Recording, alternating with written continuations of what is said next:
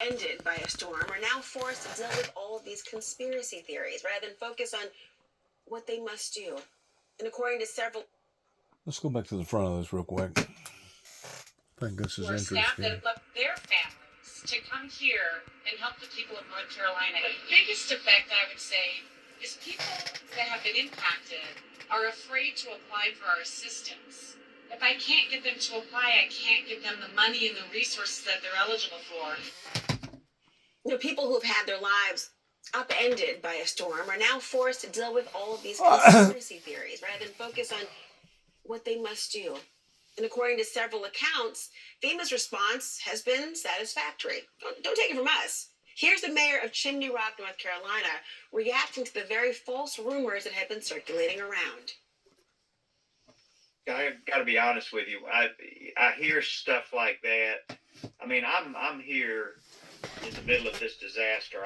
We're responding, and then somebody says, "Have you heard this?" And you just kind of laugh because it's so outlandish. I've been satisfied with it. I've heard a few rumblings of some complaints, but I mean, we haven't seen anything in Chimney Rock, that's for sure.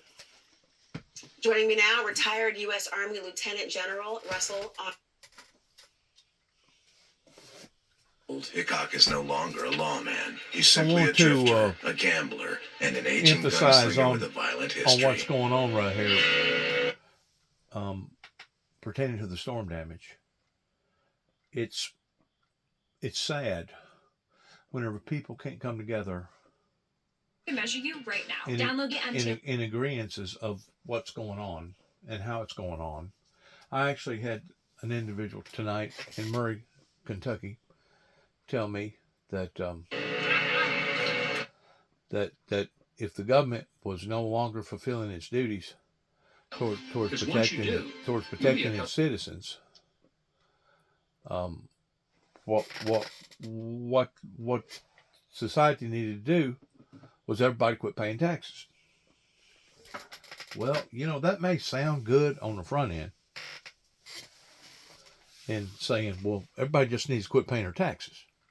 Quit giving to this system that is broken, especially if the system itself can't take care of its own people.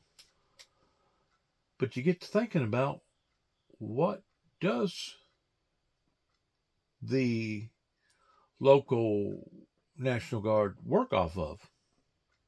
They work off a bartering system called money that comes from the taxpayers. How about the federal forces pertaining to our Army, Navy, Marines? They get paid off of the funding coming from the taxpayers. So whenever people make reference and say stuff like that, well, everybody just needs to quit paying taxes. Well, whenever you do, then you have sure enough just cut your throat regarding trying to patch up a broken system versus just completely demolishing the system. There has to be order. Regardless whether the order starts at the top and goes down to the bottom, or starts at the bottom and goes to the top. There has to be order. And if there's not order, then it's chaos. If it's chaos, then you're infringing upon the very thing that the Bible teaches, that God will throw or cast the people on this great planet into great tribulation, humongous great tribulation.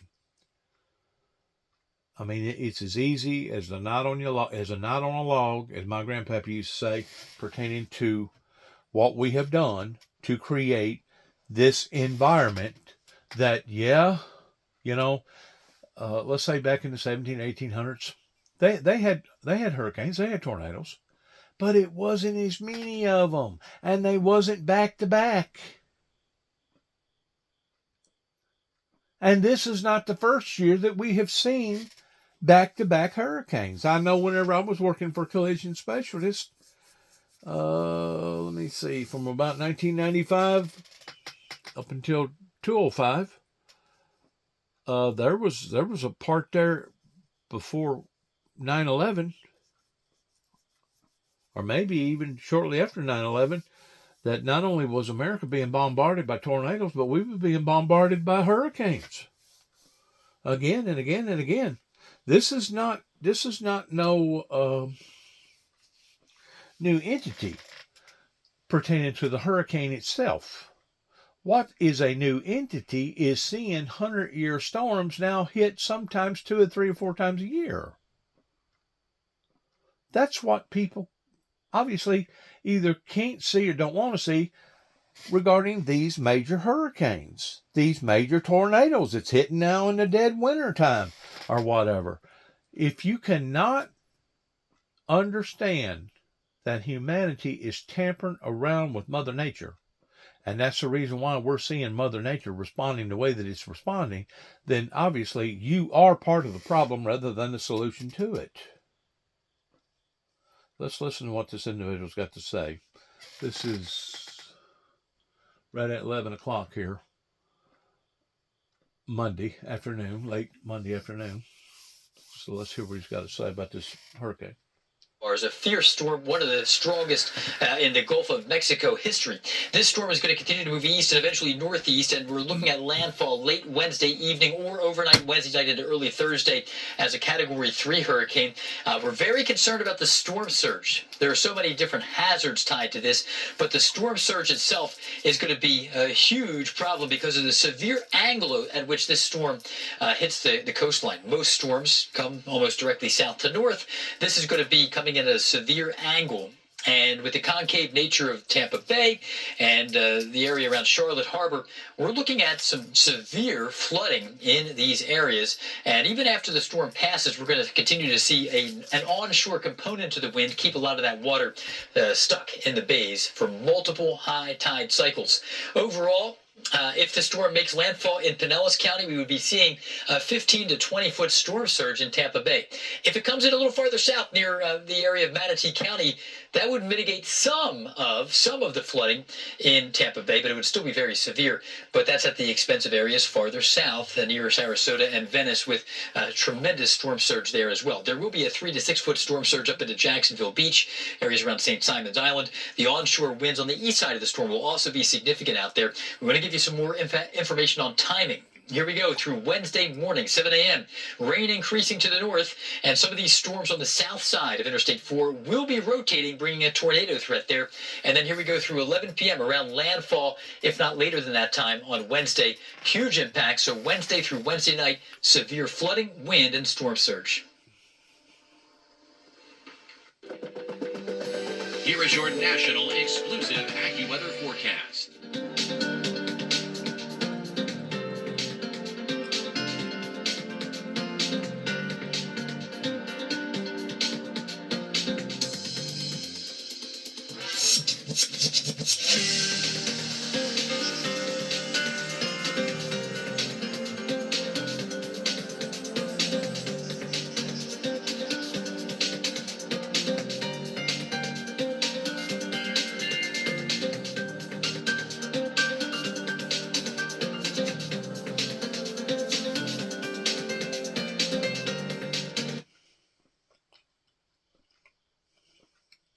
And now she's just going into all these.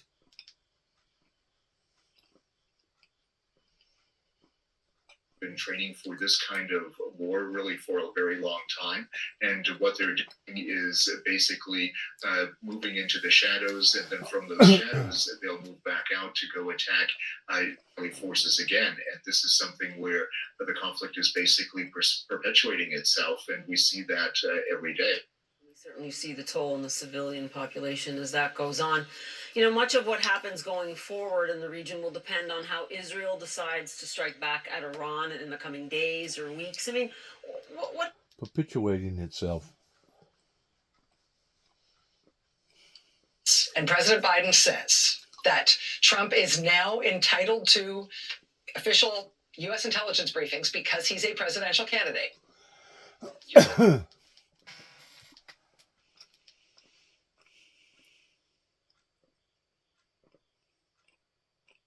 Humanity. This was an attack on Western values. I grew up in Great Neck in Long Island, New York. My father happens to be Iranian, and my mother happens to be Israeli. I went to Israel for a friend's wedding, and then I found myself at the Nova Festival. I came with 3 friends, and it was just such a beautiful experience. We were sleeping outside on camping chairs when the first rockets were intercepted. I had never been in Israel at a time of war, but people said it's normal for the area that we're in. Festival security asked everyone to please start evacuating to their cars. At this point, most people still aren't that nervous. So I go to the bathrooms, and then I head back to the car. It was about maybe 15-20 minutes after I was there. The Hamas terrorists just shooting at every single bathroom stall, trying to kill anyone who's hiding inside. After a few minutes of driving, the festival security starts yelling at all of us to pull our cars over and start running. There were terrorists on foot, coming after us. Omer Shem Tov is my cousin. He was raised in Herzliya, which is a suburb right outside of Tel Aviv. His parents refer to him as Yeled Shemesh, which means the sunshine child. He has hopes and aspirations to become a music producer. Omer met his friend Maya and her younger brother Itai at the Nova Music Festival. Just a bunch of kids going out to party and celebrate life and love. When the terrorist attack began, they ran for their lives, hearing gunshots, seeing dead bodies. Omer, he received a phone call from a boy called Ori Danino, who met them earlier on the dance floor. Ori Danino successfully escaped the Nova Music Festival site. He drove back in to save Maya, Itai, and Omer. He picked them up when all of a sudden, Omer spotted a group of terrorists on a white pickup truck. The terrorists began unleashing live ammunition onto the cars, severely wounded Maya in her legs and Itai in his legs. Ori was kidnapped separately. The rest of the group, Itai, Maya, and Omer, were taken into that pickup truck, and they were driven into Gaza. With 1,200 people killed, hundreds taken hostage, Israel, under Article 51 of the United Nations Doctrine, had the right to self-defense and to retaliate. הבוקר חמאס פתח במתקפת פתע רצחנית נגד מדינת ישראל ונגד אזרחיה. אנחנו במלחמה, ואנחנו ננצח. Net credit is... We need to make sure that this is solvent for the next generation. To me, it's unbelievable that Yahoo didn't know that all that was going on in his backyard or in his front yard or wherever, digging all them hundreds of miles of tunnels, and nobody supposedly knew what was going on. I don't know. It's a messed up deal. That's all I know.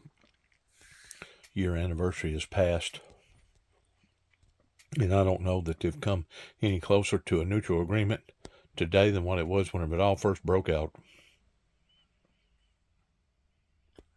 Good luck to all of us. Shalom.